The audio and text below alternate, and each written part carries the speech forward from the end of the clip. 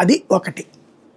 లేదా ఆ తప్పుడు పని చేసినటువంటి సందర్భంలో అలా ఏర్పాటు చేసినందుకు వాళ్ళకి కావాల్సిన ప్రయోజనాలు చేకూర్చుకుని కోట్ల రూపాయలు సంపాదించుకున్నాడు ఎపిస్టీన్.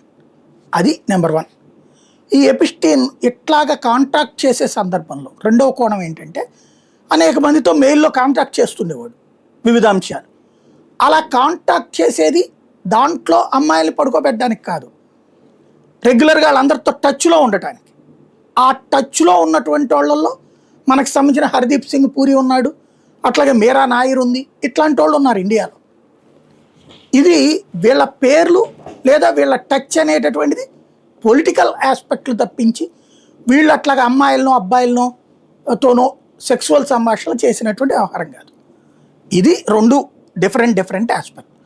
నువ్వు మాట్లాడాలనుకున్నప్పుడు ఇప్పుడు జనంలోకి బాగా వెళ్ళినటువంటిది ఈ పడుకోబెట్టిన వ్యవహారమే వెళ్ళింది.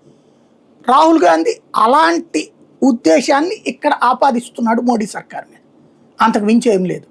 ఎపిస్టీన్ ఫైల్స్లో ఇండియన్స్ ఎవరు కూడా అక్కడ పడుకోవడానికి పిలవలేదు. అది పచ్చి భాషలో చెప్పాలి, నాటు భాషలో చెప్పాలని ఇప్పటి వరకు అయితే కనుక. కాబట్టి అది పక్కకి పోయింది.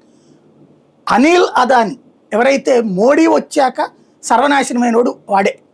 ఈ అనిల్ అదానీకి అత్యధికంగా అప్పులు ఇచ్చింది కాంగ్రెస్ ప్రభుత్వం, రుణమాఫీలు చేసింది కాంగ్రెస్ ప్రభుత్వం. ముఖేష్ అంబానీ వాళ్ళ బ్రదరు అతని ఆస్తుల్ని అటాచ్ చేసి మరి అప్పులు రికవర్ చేసింది మోడీ సర్కార్. ఇప్పటికి కూడా తిప్పలు పడుతున్నాడు అనిల్ అంబానీ. ఈ అనిల్ అంబానీ వాస్తవంగా కాంగ్రెస్కి చేరువ, ముఖేష్ అంబానీ బీజేపీకి చేరువ. ఈ అనిల్ అంబానీ మాత్రం ఎపిస్టీన్తో లింక్స్ ఉన్నాయి. ఒక అమ్మాయి స్విట్జర్లాండ్ అమ్మాయి కావాలని కోరినటువంటిది